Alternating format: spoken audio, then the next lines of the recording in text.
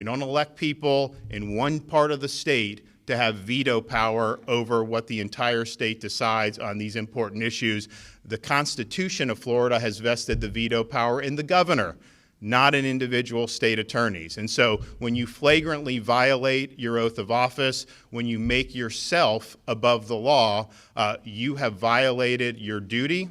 You have neglected your duty, and you are displaying a lack of competence to be able to perform those duties. And so today we are suspending State Attorney Andrew Warren effective immediately.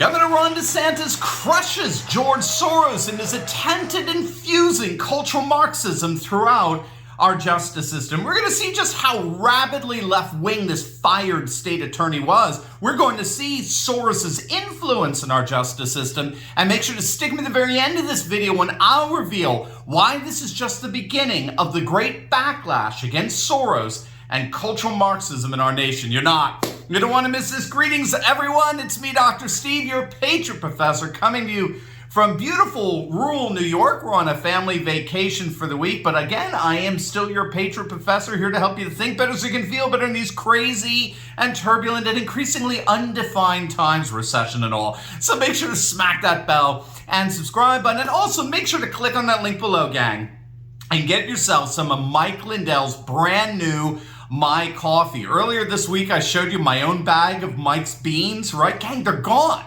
They're gone. My family finished the bag in days, and you're going to absolutely love it too. Click on that link and get Mike's wonderful coffee delivered right to your front door. It comes in a variety of flavors, ground or whole bean, plus it's certified organic and non-GMO. And the best part is I know that with every sip, I'm supporting a true patriot who's fighting for freedom, and you can do the same. Click on that link below to go to www.mystore.com and use code Turley for 25% off. Code Turley is also good for deep discounts on products all over the brand new mystore.com. Click on that link below, go to mystore.com and use code Turley for 25% off. All right, gang, let's dive right in here. As you saw, Florida Governor Ron DeSantis continues to show why he is the heir to the MAGA throne.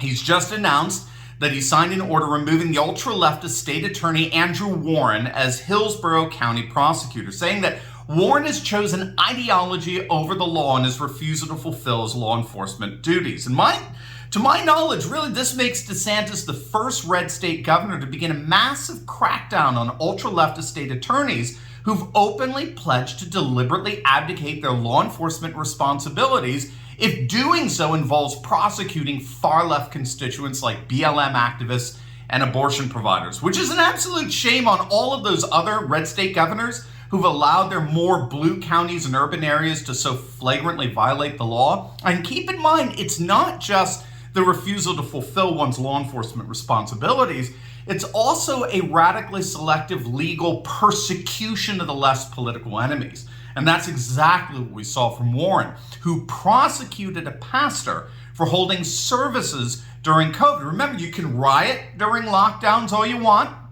BLM protests, good. Christian worship services, bad, right? And that's exactly what we've seen with this far-left activist disguised as attorney in the Tampa area. Here's just a sample of how ideologically infested this state attorney really is. We all want abortion to be safe and legal. And now in many parts of the country, in many circumstances, it will be neither. And I know we've been focused a lot on how and where those lines are drawn. 26 weeks or 24 weeks or 15 weeks, but we are missing the fundamental question. It's not where we draw the line, it's who gets to draw the line. I worry about my daughters, about the freedom that's being taken away from them, about the future that we're leaving them. So I'm horrified, I'm upset, I'm disappointed, I'm scared, I'm worried. So there you can see from the frothing ideologue that DeSantis just fired, you'll note he asked rhetorically, of course, who gets to draw the line when it comes to abortions? And we all know the answer to that. It's the very answer that the Supreme Court gave us in its majority ruling overturning Roe. Voters. Voters get to draw the line there. Not attorneys, not ideologues, not Marxist university professors, not MSNBC borderline illiterate pundits. Voters. The issue of abortion is now in the hands of the consent of the governed in each state, and that is what ideologues abhor. I mean, this is so important to note, but ideologues despise democracy. They always have. They despise democracy if and when the voters don't go their way. Then it's all about, killing puppies and QAnon and racism and white supremacy and the like. As you saw, Governor DeSantis made it absolutely clear that as the chief executive of the state of Florida, he is the one ultimately in charge with enforcing the laws passed by the Florida legislature, including firing any state prosecutor who refuses to enforce the law. And that is precisely what he has done here. The way our system works is rather simple. We, the people, the consent of the governed, vote on legislators who in turn vote on laws. If we don't like those laws, then we can get rid of our legislators in the next election, like we're about to do in the red wave come November. We, and again, we, the people, vote in legislators who in turn vote on laws. And then we have an executive branch of government that enforces the laws our legislators passed. We don't have little banana republic wannabes who get to pick and choose which laws they're going to enforce based on the political affiliation of the violators. And DeSantis is decisively standing up to this, and it is absolutely wonderful to see. Now, of course, you may be asking, who the heck is behind a prosecutor like this? Prosecutors are rabid enforcer of ideology rather than the law. And of course, it's none other than the ultra-leftist cultural Marxist billionaire George Soros. As the New York Times reported, Warren was one of many prosecutors who were backed in 2016 by groups supported by Soros and his web of NGO-based open society foundations. According to Tucker Carlson's investigation, more than 75 Soros-backed prosecutors currently hold office in the United States. To get those people and those jobs, Soros had to spend more than $40 billion. So for example, in the race in Philadelphia, 90% of the district attorney's financing came from George Soros. And what are cities like Philadelphia getting in return? Record homicide, violent crime rates like never before seen. Keep in mind, gang, the legacy media doesn't bat an eye on this. They're totally cool with all of this happening with Soros and the U.S. justice system. When's the last time you saw a piece in local or national news that even remotely was concerned with Soros' influence over our DAs? Well, yeah, don't hold your breath.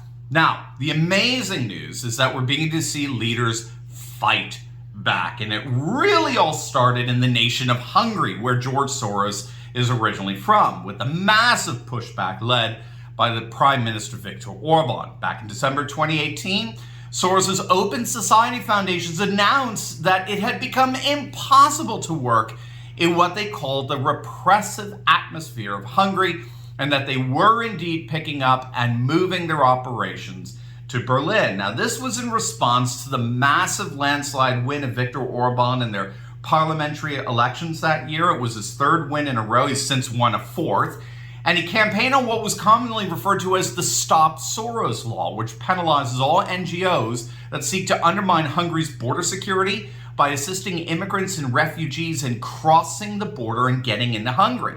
And the penalty, which involved massive fines and taxes, made it impossible for the Open Society Foundations to continue their operations inside Hungary. Viktor Orban also oversaw the expulsion of Soros' Central European University from Budapest. The Hungarian government refused to grant accreditation to the university, which then forced them to close their doors and leave Hungary altogether. Now we're beginning to see the same courage here in the United States with DeSantis. DeSantis is sending a message to state attorneys all across Florida that if you even hint of Soros-based ideological enforcement, you're gone. And this is what we can expect to see more and more of from our Republican leaders.